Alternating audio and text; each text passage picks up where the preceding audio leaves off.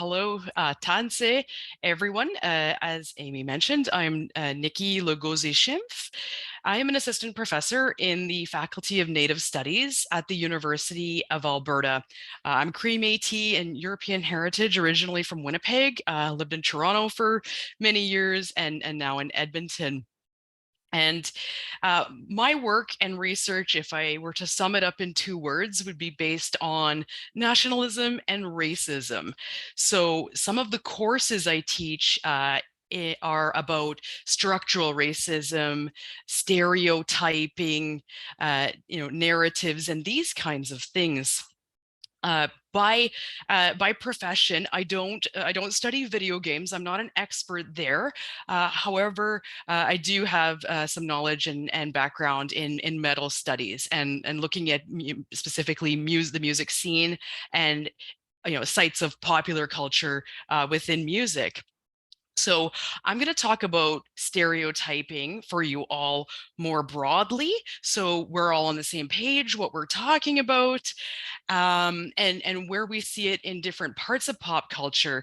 And then we'll walk through some visual analyses, because rather than talk about these issues in abstract, we'll see them in action. So I have an example from literature. I have an example from a movie we probably are all familiar with. And then I have a few screenshots of some games that we can look at and pick apart a bit. And at that point, I'm going to open it up for live questions, which Amy will be monitoring that chat. If you're feeling brave and want to turn your mic on, you can do that with the raise hand feature, or you could simply type your question in the chat box. So a little bit later on, you'll have an opportunity. All that said, while I'm presenting the first bit of content, you're more than welcome to type your questions in the chat so that when we do open that portion up of the presentation, then you'll be ready to go. So without much further ado, I will get my PowerPoint for you. All right, so I called this talk Indigeneity in Game, Decolonizing Content Through Informed Representation. And I'll speak to this a bit. We hear about indigeneity, we hear about decolonizing, a lot of academic terms. So I'll even break the, my title choice down here. When we're talking about indigeneity, the reason I don't use the term First Nations or Aboriginal or Native American is because it's not as inclusive. In the context of Canada, for instance, we're not Aboriginal. The Aborigine are from Australia. In Canada, not everyone is First Nation. Some Indigenous folks are also, are Métis or Inuit or non-status and so on. So when we say the term Indigenous, this is a catch-all term globally. And then, everyone's included in that rather than just talking about specifics. So if you've ever wondered why all these terms and maybe which one's appropriate, can't go wrong with Indigenous or indigeneity. In terms of decolonizing, while I absolutely recognize that when we talk about colonialism, this was originally to do with land, with physical land. We're not talking about that here. We're talking metaphorically through different types of representation. And I'm not going to purport to have all of the answers. I don't think any of us would have those.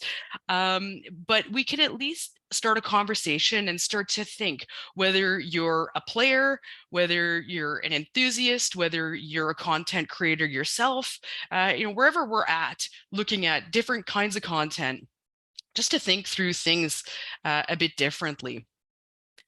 So why I was asked to do this presentation when I was initially approached by Pixels is because last semester I taught an undergraduate course called Countering Stereotypes of Indigenous Peoples. And I'll talk a bit more about the course as well, because this is open to folks, everyone. You don't have to be a University of Alberta registered student to take the course. So if you're really interested in the topics that I'll discuss today, then this might be something for you. I also have extra resources if you don't have time for a course.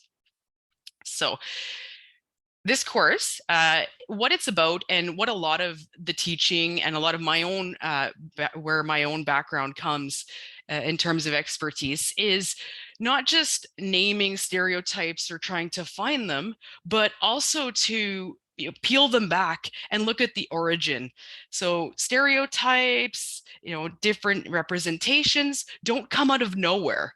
They're not just a flash moment. Rather, they can often be traced back in time to certain events or, attitudes and, just wider social and political discourses. So the course very much does that trace back to look at this.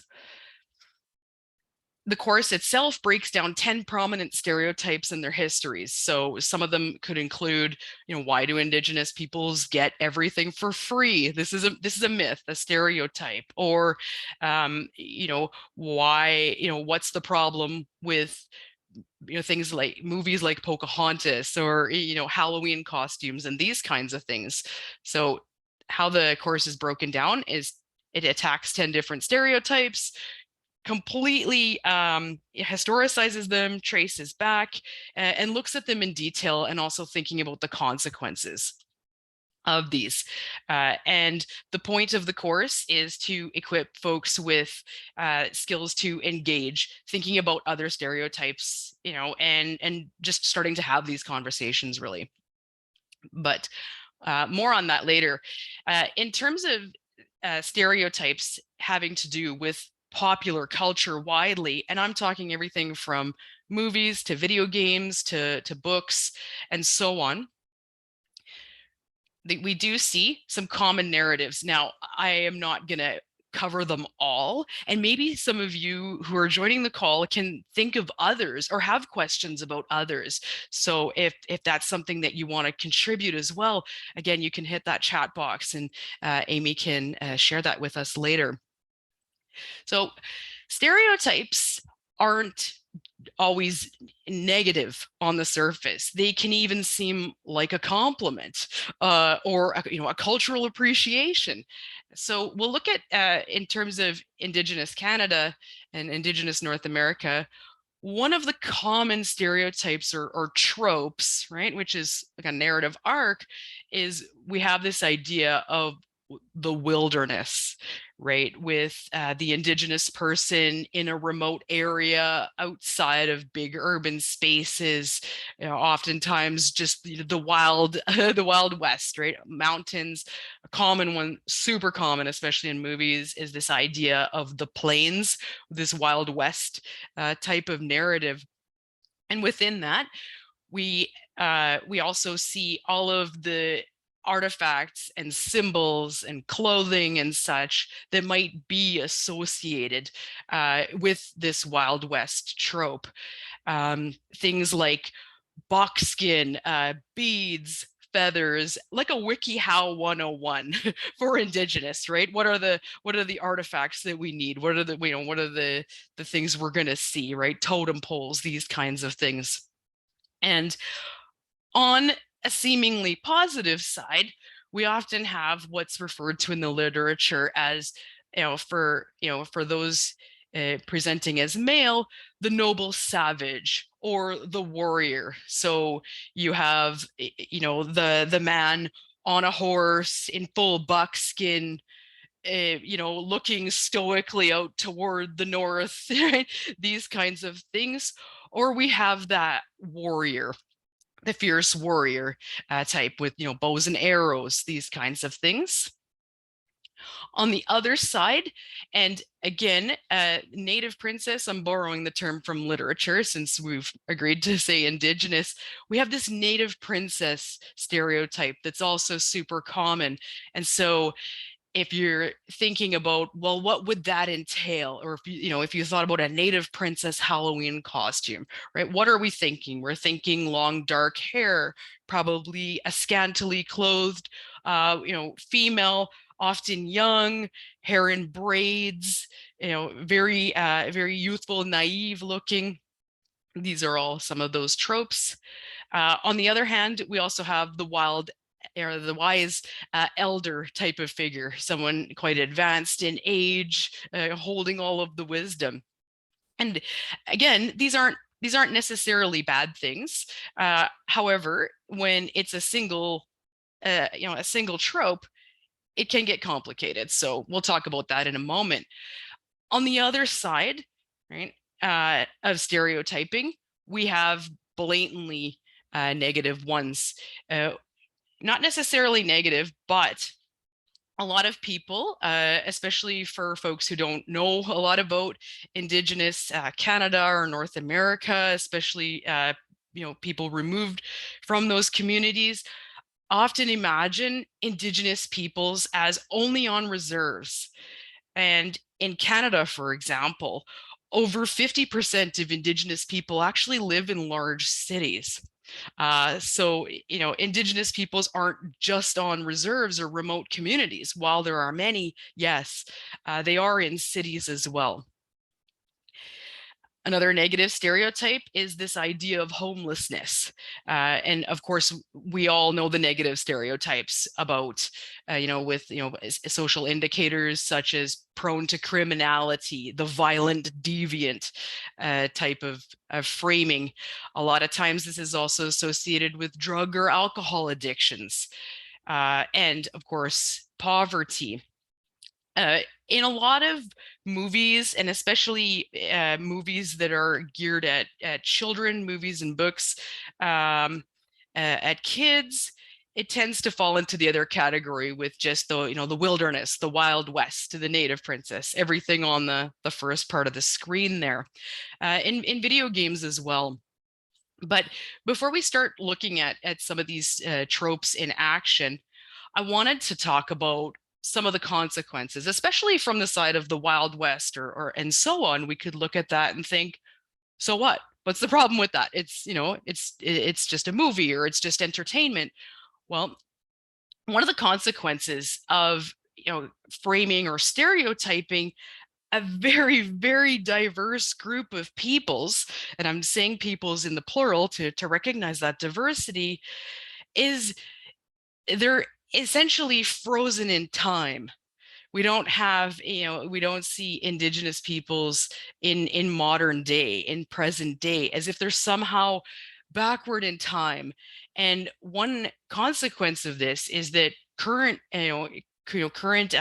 issues are often ignored or ignorable as something in the distance, not an urgent matter.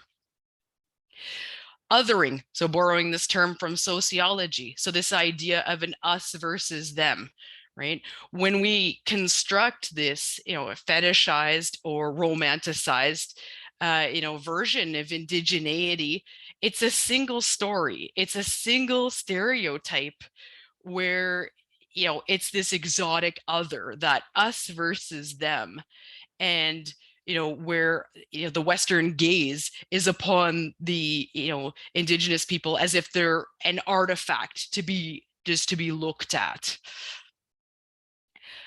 Certainly, it's very prominent with representations of females, women, and girls in popular culture. Although it does happen with men as well, is hypersexualization. So on the one hand, we have the fierce, hyper-masculine warrior brave, or we have the youthful princess docile, again for both often scantily clothed.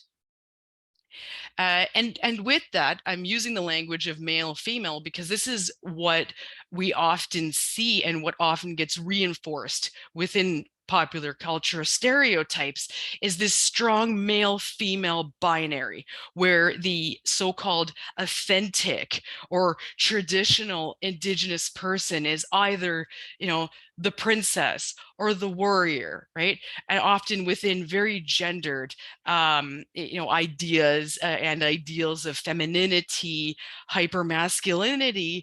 And this is very problematic because this is just reproducing that binary of male female and performativity without recognizing other genders and other expressions. And so when we talk about stereotypes, even if we're talking about ethnicity and different groups, gender is always often a consequence, especially when we think about representations, particularly by community or folks that aren't part of those communities. And with that, also pan-indigeneity. And so when we think about, for instance, a Wild West type of trope, or if we think about, the authentic Indigenous, character, be it in a movie or a book or a video game, you again back to that wiki 101, right? How to look Indigenous 101, type of stereotyping. We see things like the bone collars, the feathers, the headdresses, totem poles. And the problem with this is it paints all Indigenous peoples as though they're the same. So for instance, although in the Wild West constructions and representations, for instance, we'll see totem poles, which are actually something belonging to communities on the West Coast, along the Pacific.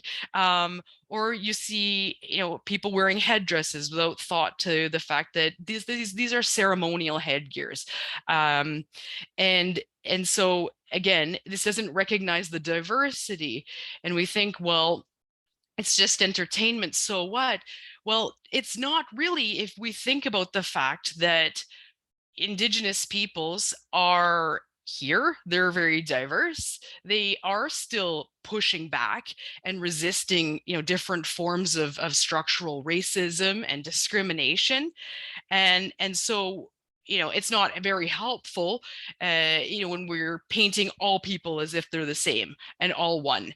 And this is certainly not unique. This kind of stereotype is not unique to Indigenous peoples, especially those of you who game and might be familiar with games like Genshin Impact and such. A lot of times we also see pan-Asian narratives, right? Where, anything seen as Asian is all in this hodgepodge of the culture, without recognition to the fact that those are also very diverse peoples and countries and places. And looking at, in more detail at these stereotypes, other consequences of the frozen in time trope include this idea of not belonging, especially in urban space, going back to my point about the idea that Indigenous folks are always out in remote communities only. And so that, well, what are they doing in the city? Where are you really from? This idea that you don't belong in a big, large urban space. Othering happens both ways.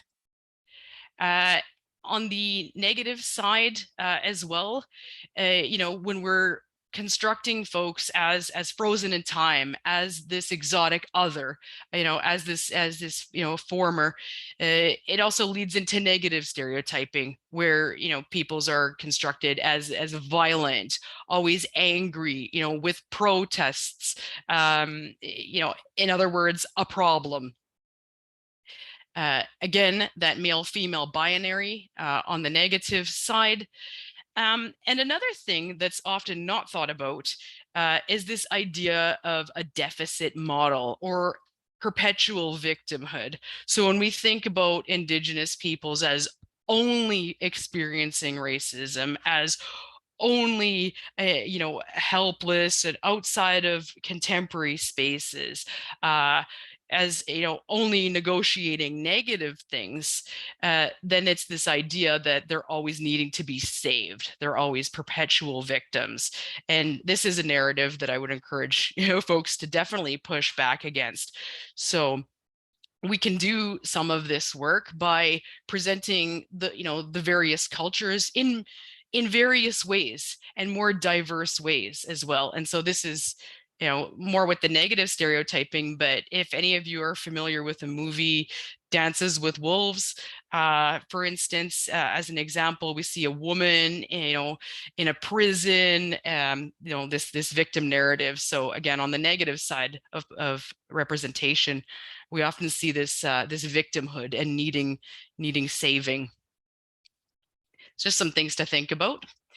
And these aren't just ideas. They're not just stereotypes, right? They inform representation. So when folks are creating content, be it, writing a story or, creating a movie, creating a video game, and so on, these stereotypes are informing those representations. And so, I would invite folks to think very carefully through these.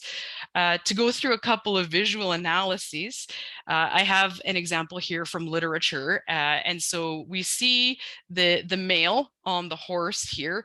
This is from a line of storybooks called about a fictitious and imaginary character called Winnetou.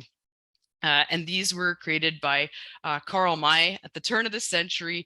And so although he had never been to North America, he wrote all of these books about Indigenous peoples, and the franchise had actually, is still popular today, still reprinted in many languages.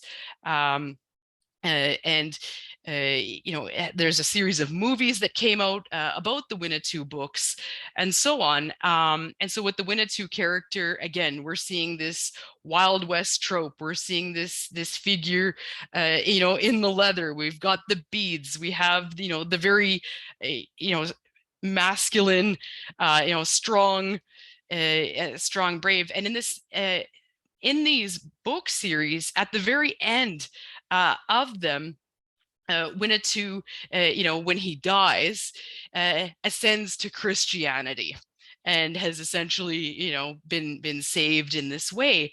And this is a very romanticized version of history. And this is very problematic because, again, if we think about the fact that, folks are still resisting out, against stereotypes, these kinds of stories certainly don't help, especially if this is all people know about Indigenous cultures.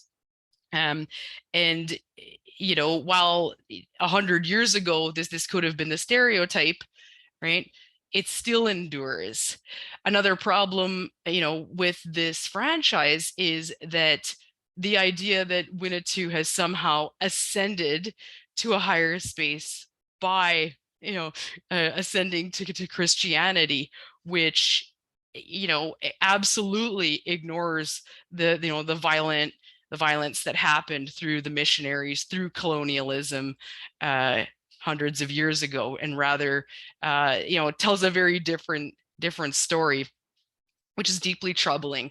A lot of people, even, in Canada, the social studies and history books are, only now starting to tell a more inclusive history, including other perspectives.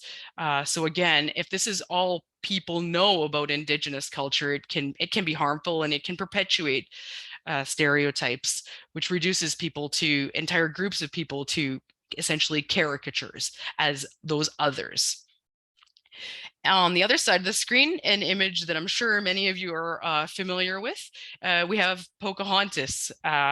And if you're not familiar or you want a quick recap, this is a very prominent Disney movie, aimed at children.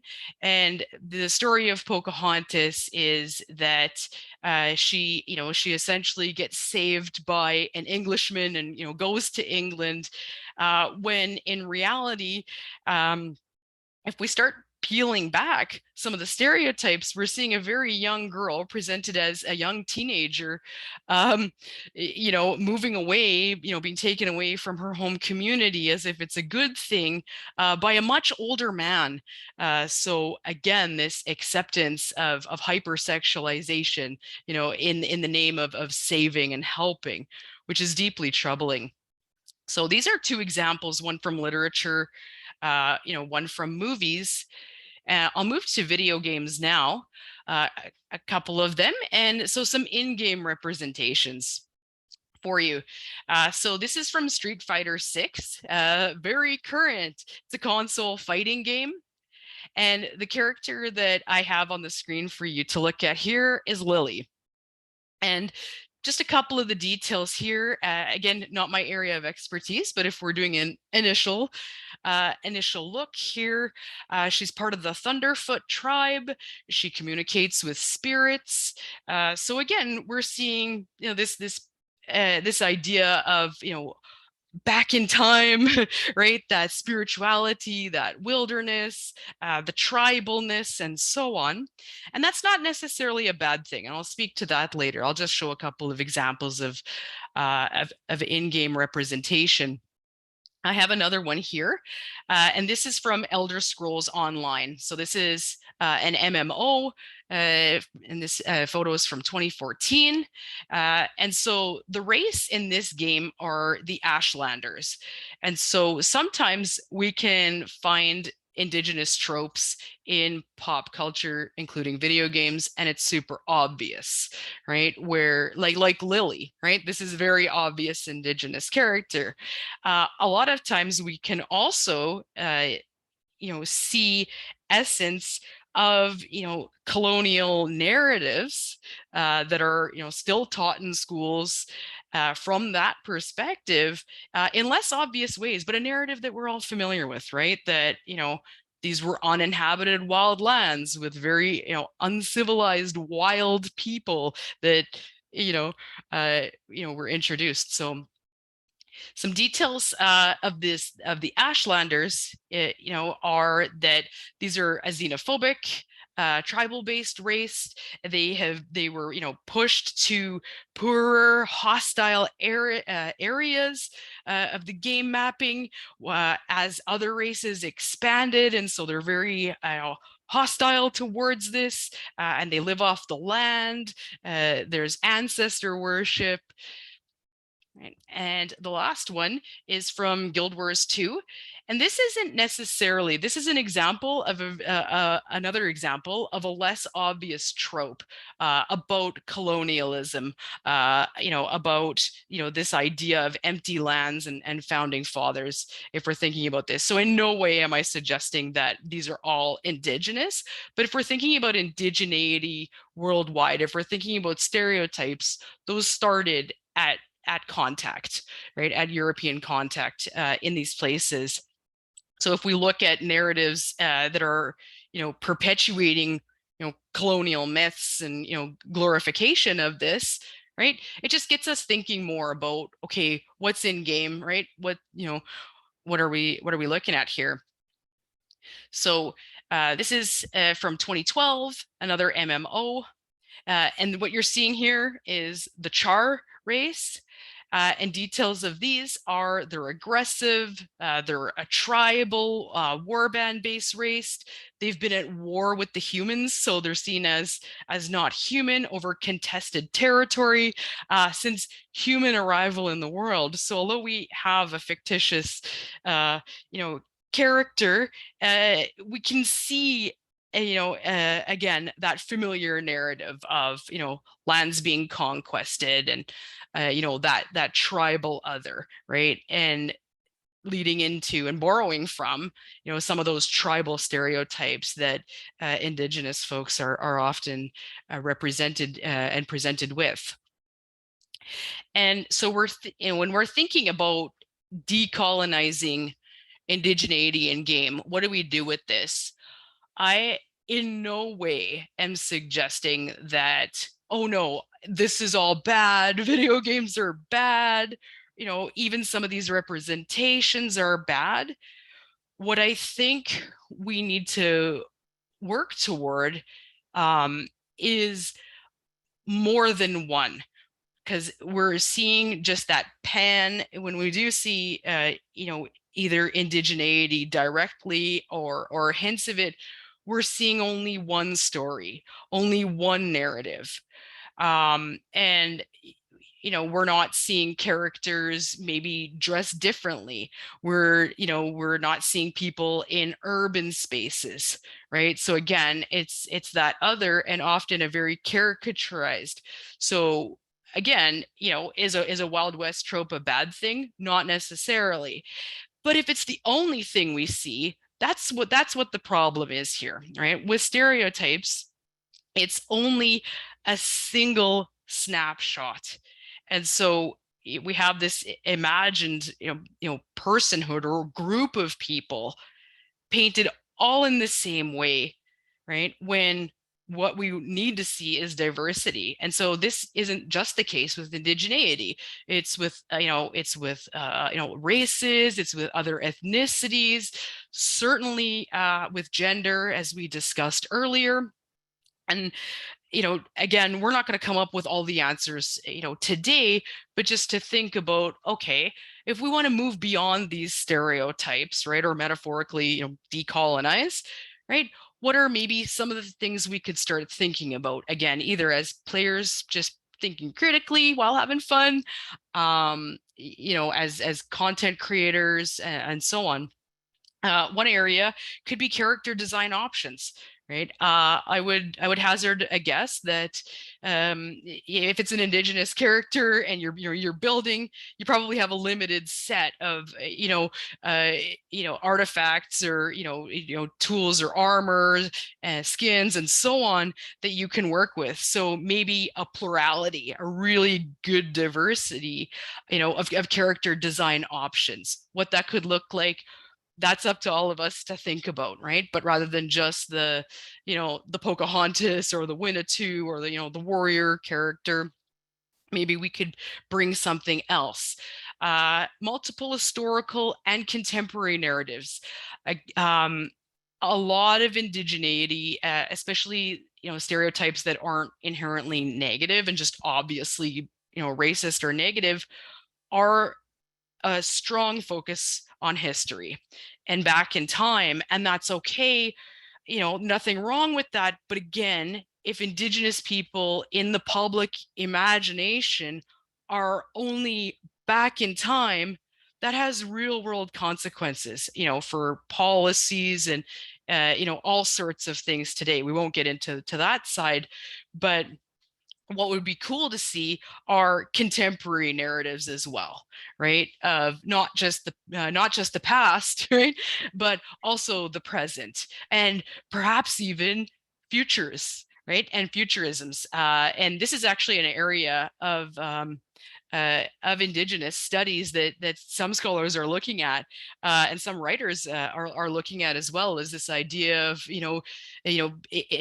space narratives, or the Métis in space. And so some of the extra resources I have for you at the end, you can explore that more. So rather than just positioning an entire group of very diverse people who are still here as only back in time, what about nowadays, and what about in the future with sci-fi narratives and such? So that would also be cool to see. If I were to create a game, if I were tasked with this, I would think about mapping and locations. So not just having Indigenous presenting characters or tribes and so on only in really remote areas, but maybe also other spaces. And always awareness about gender binaries, right? That, are we only creating that, hyper masculine or hyper feminine character, right? What about others? What about non-binary, right? What about, other options across the spectrum, right? To recognize all the genderful folk. Right. And this is where I'm going to open it up. I would love to hear if anyone on the call here has other ideas. If you were, thinking about these stereotypes in game, or if you were writing one, maybe I missed something. I'd love to hear ideas and start a conversation. Or if you have other questions or comments, I'll turn it over to Amy now, who will help facilitate that. Thank you so much, Nykkie. This was super interesting. So people have been chatting in parallel, but mostly so far I've seen comments of, or echoes of what you were saying, suggestions of other games, and people being curious about if you had looked at other games. Notably one I saw, And people don't hesitate to raise your hand if you want to ask a question directly while I'll scroll. Yeah, absolutely. So if you want to, ask your question, use the raise hand feature. If you don't know where that is, if you scroll your cursor either to the top or bottom of your screen, there should be a hand raised. So you're welcome to be brave. You can brave the mic, or you can hit the chat box.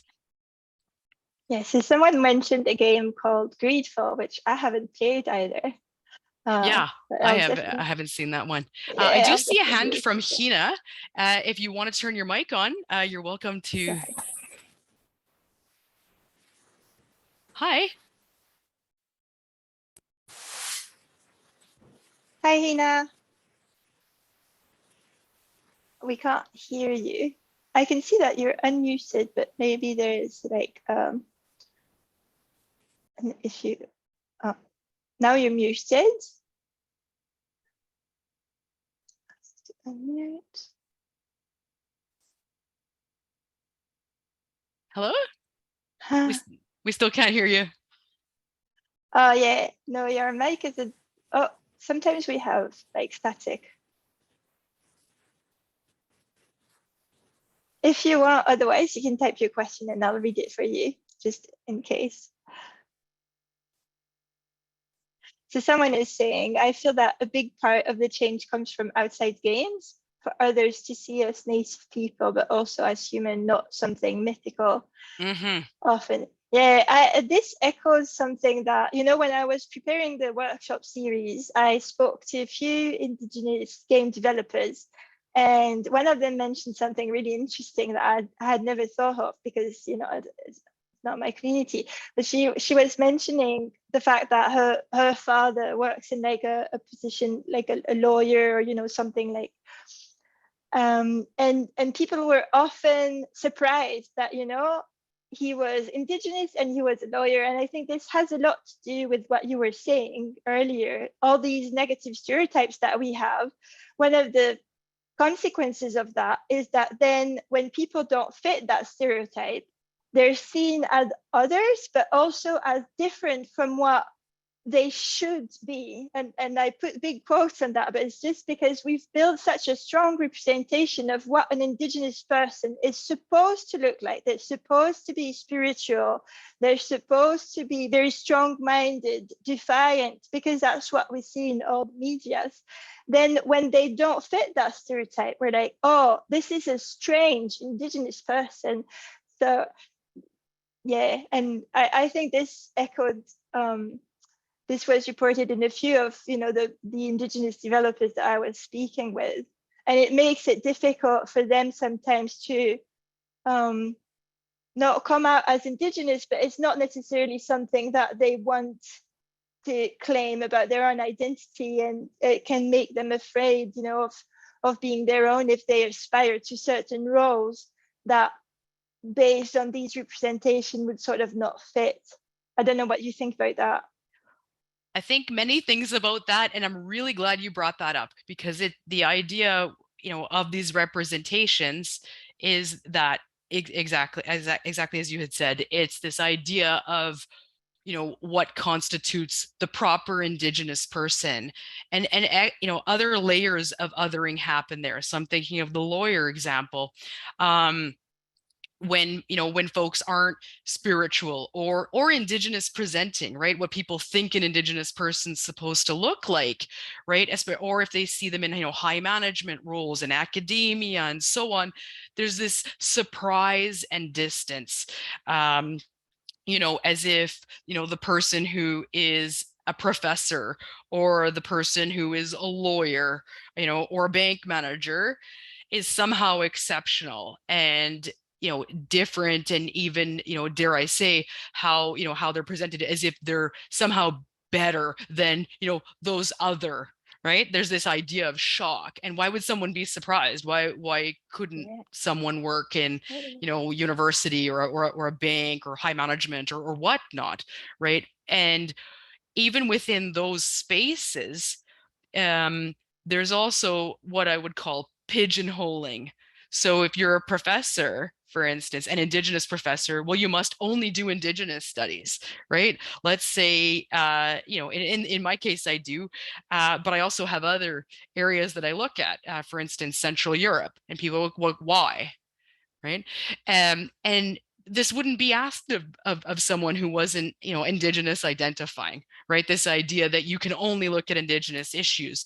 For instance, people might work in all areas of law, and the idea might be that they only do land rights, right? Which is only one small area of law. Maybe they do tax and corporate law. Why would, and again, that idea of it's othered, that they're not performing indigeneity somehow correctly, or that they're somehow better than that others, like, wow, you really broke away, right? As if that they're to be put on a pedestal and seen as better than, which I would say, while it's not super obvious, is a form of racism, right? Because it's saying that, oh, I expected this of you, or especially a lot of the negative stereotypes. So I'm really glad that that was brought up. I see we have a hand here from Mar.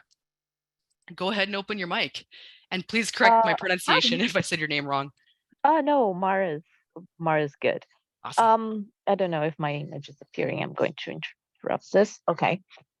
So my suggestion in this case is just that there is a lot of miscegenation, not only with Indigenous people and white people, but Indigenous people and Black people, and among several nations, several peoples, different peoples, and everything, and not a lot of recognizing or representation of that culture, because you said, like you said, there's this idea of pan indigeneity, of just like there's this pan Blackness. And if you have different marginalized cultures together, growing together in a family or a clan or an area, it's very people try to say, oh no, you need just one label. That happens a lot with Afro-Latino people, and even Latin American Indigenous people in general. And I see a lot of people saying, oh, you have to bring people like Indigenous people to the writer's room and etc. But in that context of from experience, from as a game designer and etc., change can only happen if you put those people at the lead, as leads, and give them support from all sides. Otherwise, it's just not gonna cut it. If you just shove Indigenous peoples in the writer's room, they're going to quit very quickly. It just won't work. Yeah, it's a great point, right? Where, the Indigenous or the Latinx or the Black, writer are essentially tokenized and just expected to know, to know everything. Yeah, exactly, right?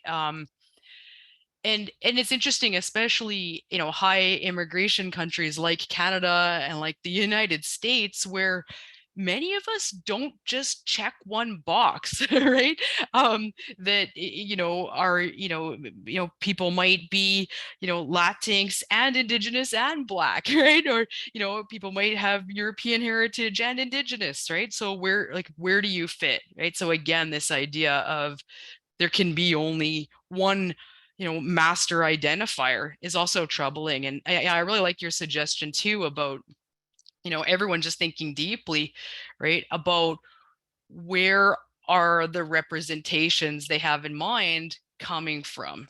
And we can think about that as almost like a reflex, back onto ourselves, to always be thinking whether we're we already think critically, or we're new to that process, whether we're part of these these cultures that are being represented or not, right? To always challenge our own learning, to think, well, why do I know that, or why do I think that, right? Always be asking that why, right? And that's work we all have to do, quite frankly.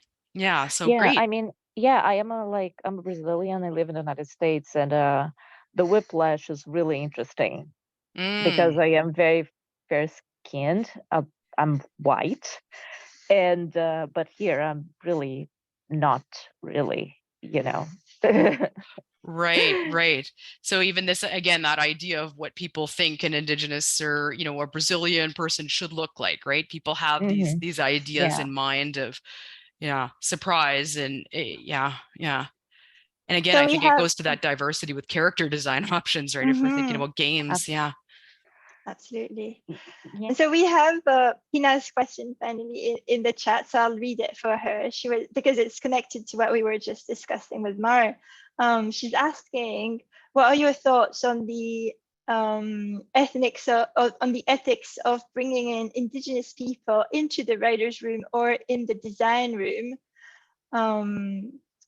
Because I think, it's something that gets recommended more and more, at least nowadays. Like, instead of having a group of white writers trying to create diversity by inventing, characters representing different minorities, now we recommend to have, either to include a variety of writers in the room or to do what we call sensitivity reading.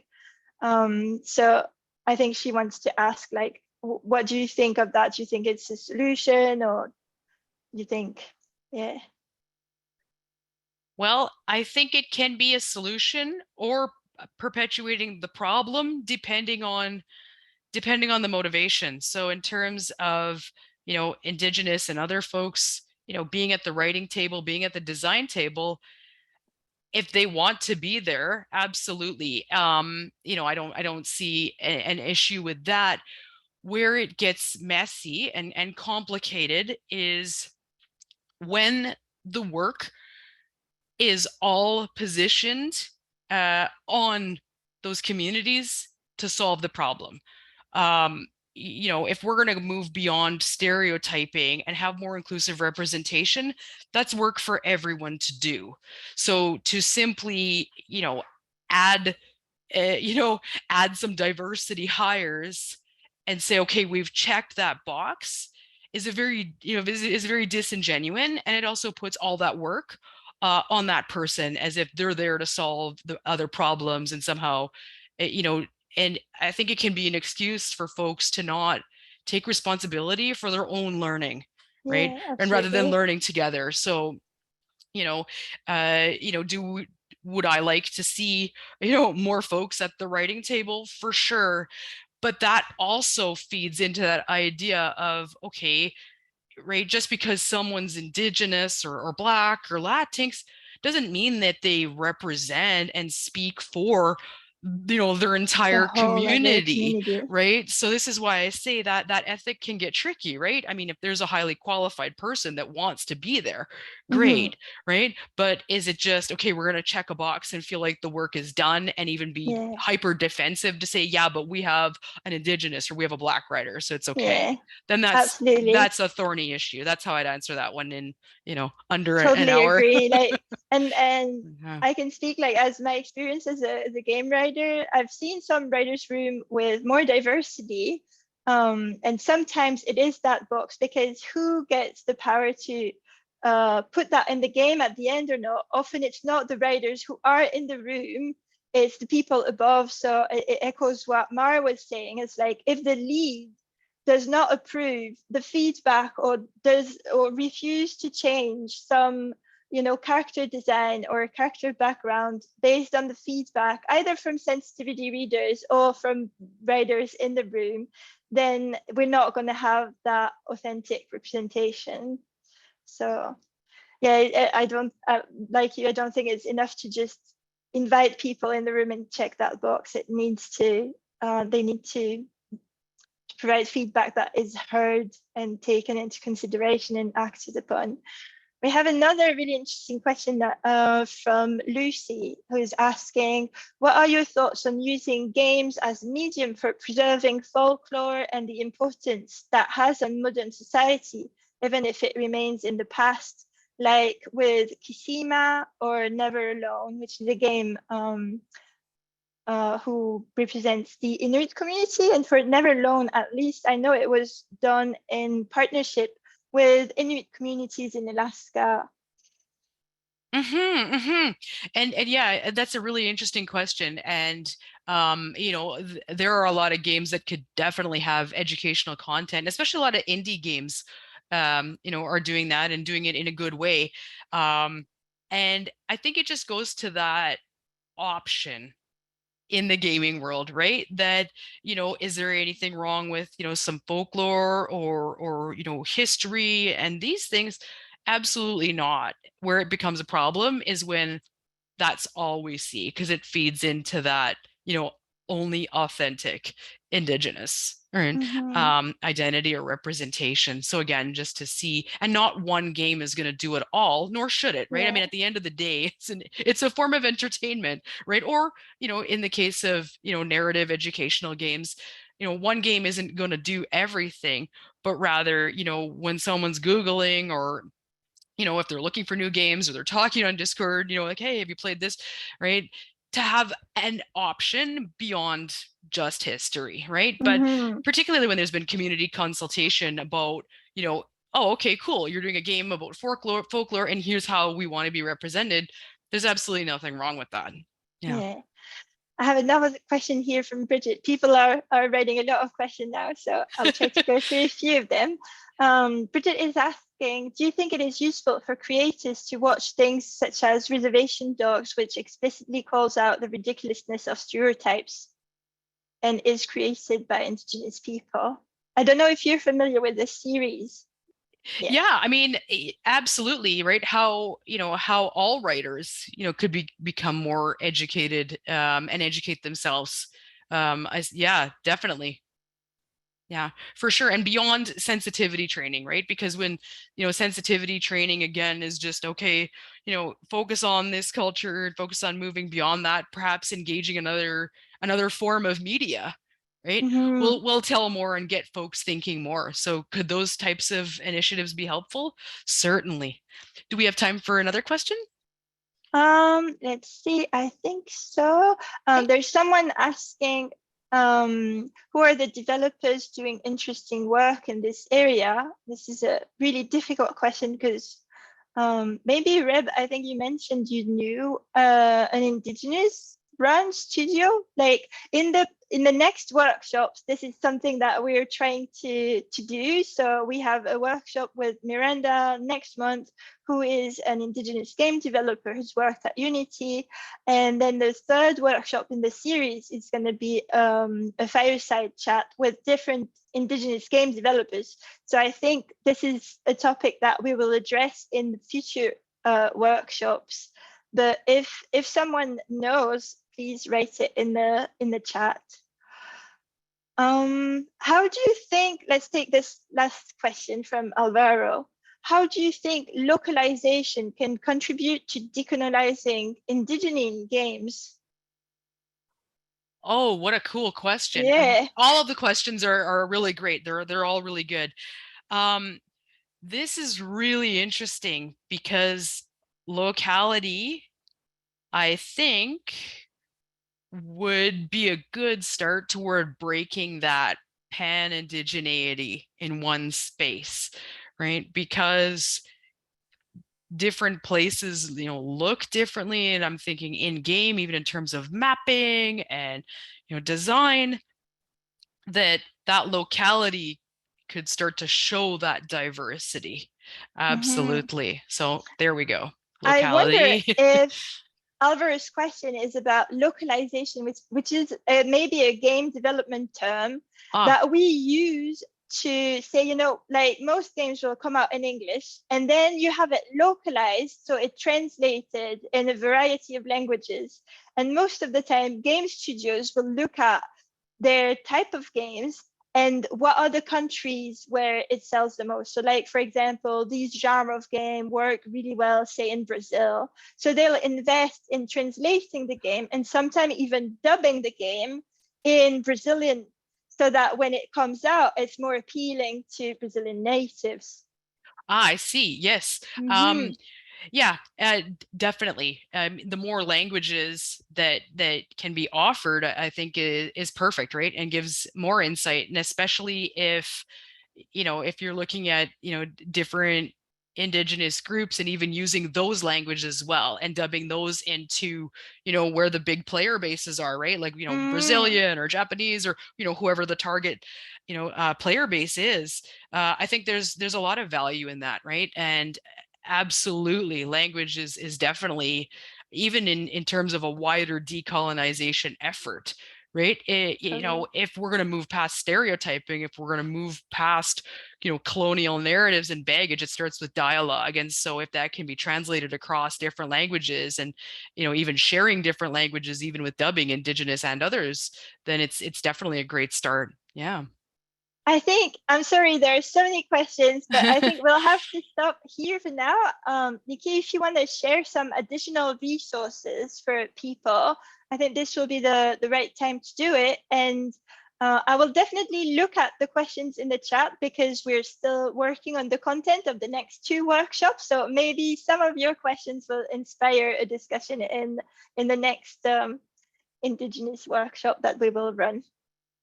Awesome. So get ready to take a screenshot here. And I do believe that you have a link to drop in the chat. Yeah. So one of the resources, going back to the course that I mentioned. So again, there's 2 versions. There's an undergraduate course that you could take for university credit, and it is self-paced. So, it's over the semester with scheduled exams, but other than that, the content is learn at your own pace, and it's fully asynchronous online. And so the link is in the chat there. If you're interested in that, maybe you're a working professional and you're interested in the content, but don't have time for an entire university course, or you don't want a university course. We have, there are pieces and blocks of the course broken into micro credentials. So this is, micro credentials that you could piece together, with digital badging, put it on your LinkedIn and so on. So the same link that Amy just dropped will get you to that. And then I have some resources here of a couple of, just different areas to read about if you're interested in these topics. So if you want to take a screenshot of this, then these are just some different sources. I can send this this slide to Amy as well, if you wanted to share this resource Perfect. with those who participated today, then that would be great as well. So as you can see, there's a whole bunch of different content. So, if you're interested in more of, the social and political aspects, there's some of that. Some shorter, easier reads, one with Métis in Space podcast series talking about futurity, and so on. So these are just an example of some resources to start if you're interested in learning more. And then I'll just close off here by thank you so much to Pixels for inviting me to this fascinating talk. I learned a lot while I was even putting together this presentation for you all. Thank you to all of you who have taken the time to either participate live, or for those who will be watching later. Really appreciate that. And thank you so much. And hopefully you'll look at the next workshop series, because it sounds like a lot of the questions, a lot of the interest, in these discussions will be carrying on. Thank you so much for participating. And yeah, we'll put the recording of this available on Pixel's page. And we will be announcing the next workshop in a few weeks. So thank you so much, everyone, for your contributions and your great questions. And thank you so much, Nykkie, for this fantastic introduction into this topic. Absolutely. Have a great day, everyone. Bye.